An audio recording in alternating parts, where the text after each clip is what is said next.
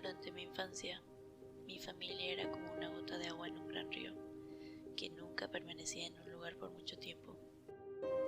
Nos instalamos en un pequeño pueblo, situado a las afueras de la gran ciudad cuando yo tenía 8 años, y ahí nos quedamos hasta que fui a la universidad. La mayoría de mis recuerdos tienen sus raíces en ese lugar, pero hay fragmentos en el ático de mi cerebro que pertenecen a los distintos hogares en los que habíamos vivido cuando era mucho más joven. La mayoría de estos recuerdos son confusos y sin sentido. Perseguir a otro niño en el patio trasero de una casa en la gran ciudad, tratar de construir una balsa para flotar en el arroyo detrás del apartamento que alquilamos en otro pueblo. Pero hay un conjunto de recuerdos que permanece tan claro como un cristal, como si se hubieran hecho ayer. A menudo me pregunto si estos recuerdos son simplemente sueños lúcidos, producidos por la gran enfermedad que experimenté esa primavera. Pero en mi corazón sé que son reales. Vivíamos en una casa a las afueras de la gran ciudad. Era una estructura grande, especialmente para una familia de 3. Había varias habitaciones que no vi en los 5 meses que residimos ahí. En cierto modo, era una pérdida de espacio, pero era la única casa en el mercado en ese momento, al menos dentro de 1 hora de viaje al lugar del trabajo de mi padre. El día después de mi 5º cumpleaños, al que, por cierto, asistieron solo mis padres, me dio fiebre. El médico dijo que teníamos mononucleosis, lo que significaba que no jugaría bruscamente y tendría más fiebre durante al menos otras 3 semanas. Era un momento horrible para estar postrada en cama. Estábamos en el proceso de empacar nuestras pertenencias para mudarnos, y la mayoría de mis cosas ya estaban guardadas en cajas, dejando mi habitación vacía. Mi madre me traía refresco de jengibre y libros varias veces al día, y estos cumplieron la función de ser mi principal fuente de entretenimiento durante las próximas semanas. El aburrimiento siempre se echaba a la vuelta de la esquina, esperando asomar su fea cabeza y agravar mi miseria. No recuerdo exactamente cómo conocí al señor Bocaancha. Creo que fue aproximadamente una semana después de que me diagnosticaron mononucleosis. Mi primer recuerdo de la pequeña criatura fue preguntarle si tenía un nombre. Me dijo que lo llamara Bocaancha porque su boca era grande.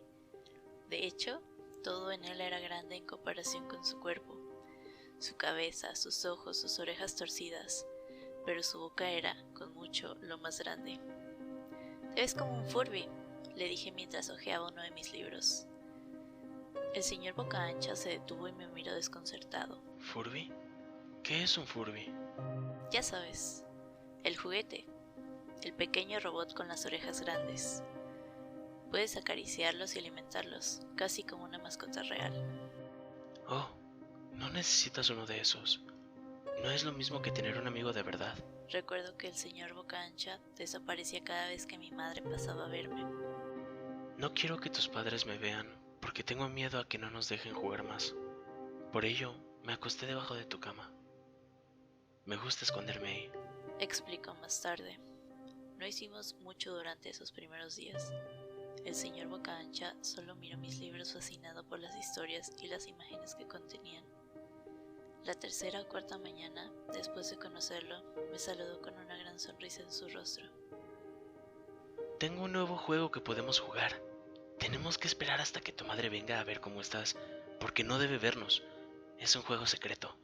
Después de que mi madre entregó más libros y refresco a la hora habitual, el señor Bocaancha salió de debajo de la cama y tiró de mi mano. Muy bien, tenemos que ir a la habitación final de este pasillo. Me puse al principio, ya que mis padres me habían prohibido salir de la cama sin su permiso, pero el señor Bocaancha insistió hasta que cedí. La habitación en cuestión no tenía muebles ni papel tapiz. Su único rasgo distintivo era una ventana frente a la entrada. El señor Bocaancha corrió a través de la habitación y le dio un fuerte empujón a la ventana, abriéndose de golpe. Luego me hizo señas para que mirara hacia el suelo. Estábamos en el segundo piso de la casa, pero estaba en una colina, y desde este ángulo la caída era de más de 2 pisos debido a la pendiente, Me gusta jugar a fingir. explicó el señor Boca Ancha. Imagino que hay un trampolín grande y muy suave debajo de esta ventana, y simplemente salto. Si finges lo suficiente, rebotas como una pluma. Quiero que lo intentes. Yo era una niña de 5 años con fiebre, por lo que solo una pizca de escepticismo cruzó por mis pensamientos mientras miraba hacia abajo y consideraba la posibilidad. Es una caída larga, dije. Pero eso es parte de la diversión. ¿No sería divertido si solo fuera una caída pequeña? Quiero decir, si fuera así, también podrías rebotar en un trampolín de verdad. Jugué con la idea, imaginándome a mí misma cayendo a través del aire solo para rebotar hacia la ventana en algo invisible para los ojos humanos. Pero la pequeña realista en mí prevaleció. Tal vez en otro momento, dije. No sé si tengo suficiente imaginación. Podría lastimarme. El rostro del señor Boca Ancha se contrajo en una mueca, pero solo por un momento. La ira dio paso a la decepción. Si tú lo dices. Dijo. Pasó el resto del día debajo de mi cama, silencioso como un ratón. A la mañana siguiente, el señor Boca Ancha llegó con una pequeña caja. Hola, ¿cómo estás? Ven, quiero enseñarte a hacer malabares. Dijo. Toma, aquí hay algunas cosas que puedes usar para practicar antes de que comience a darte lecciones. Miré en la caja. Estaba llena de cuchillos. Mis padres me matarán, grité, horrorizada de que el señor Boca Ancha hubiera traído cuchillos a mi habitación, objetos que mis padres nunca me permitirían tocar. Sería azotada y castigada por 1 año. El señor Boca Ancha frunció el ceño. No, vamos, es divertido hacer malabares con esto. Quiero que lo pruebes. Aparté la caja. No puedo, me meteré en problemas. Los cuchillos no son seguros para lanzarlos al aire. El ceño fruncido del señor Boca Ancha se convirtió en uno de ira. Tomó la caja de cuchillos y se deslizó debajo de mi cama, permaneciendo ahí el resto del día. Empecé a preguntarme con qué frecuencia estaba debajo de mí. Empecé a tener problemas para dormir después de eso. El señor Boca Ancha a menudo me despertaba por la noche, diciendo que había puesto un trampolín real debajo de la ventana, uno grande, uno que no podía ver en la oscuridad. Siempre me negué y traté de volver a dormir, pero el señor Boca Ancha persistió. A veces se quedaba a mi lado hasta la madrugada, animándome a saltar. Ya no era tan divertido jugar con él. Mi madre vino a verme una mañana y me dijo que tenía su permiso para caminar afuera. Ella pensó que el aire fresco sería bueno para mí, especialmente después de estar confinada en mi habitación por tanto tiempo. Extasiada, me puse mis tenis y salí trotando el porche trasero, anhelando la sensación del sol en mi cara. El señor Boca Ancha me estaba esperando. Tengo algo que quiero que veas.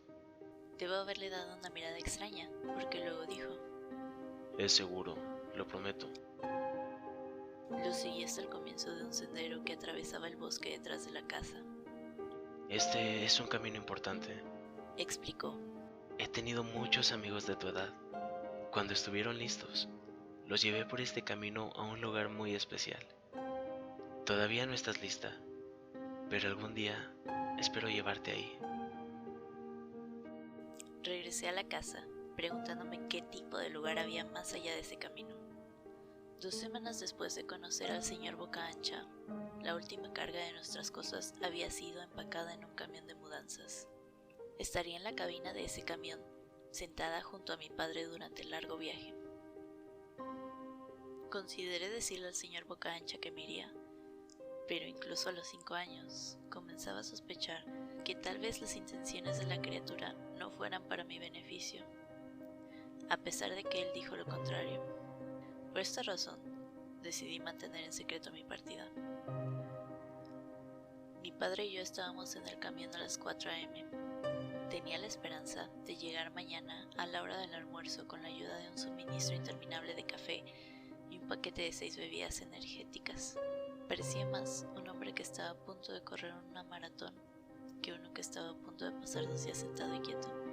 ¿Lo suficientemente temprano para ti?, preguntó. Asentí y puse mi cabeza contra la ventana, esperando dormir un poco antes de que saliera el sol. Sentí la mano de mi padre en mi hombro. Este es el último movimiento, hija, lo prometo. Sé que es difícil para ti, tan enferma como has estado. Una vez que papá se ha ascendido, podemos establecernos y hacer amigos.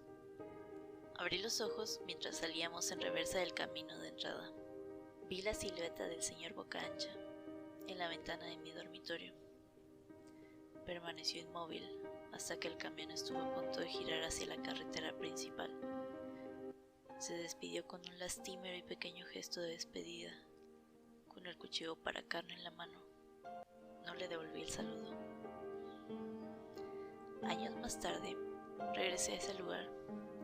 El terreno sobre el que se encontraba nuestra casa estaba vacío, excepto por los cimientos, ya que la casa se quemó unos años después de que mi familia se fuera.